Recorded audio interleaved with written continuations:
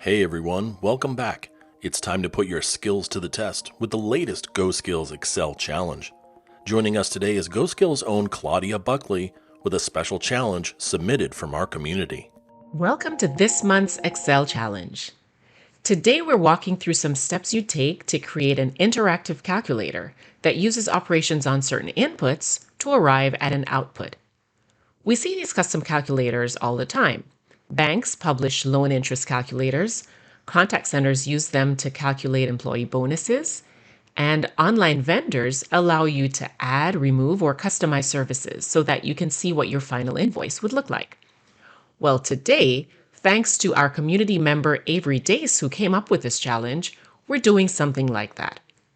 We want to create a custom calculator to work out the annual insurance premium based on building specifications. On this worksheet called Factors, there's one table that has the building features and the predetermined factor that would affect the premium. We've called that the building table. And there's a second table that takes into account the building's finishing specifications, and we've called that one finishing. Now back on the main sheet, the calculator sheet, we want the user to be able to input the property details here in column B.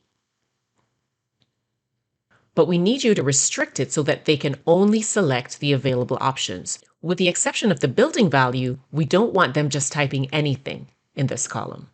And on the actual calculator, we want to set it up so that we arrive at the amount for the annual premium as I've done here at the end. There are a couple of ways to do this, and that might depend on your preference or on the version of Excel that you're using. How will you solve it? We've added some clues for the methods you might want to think about when coming up with your solution.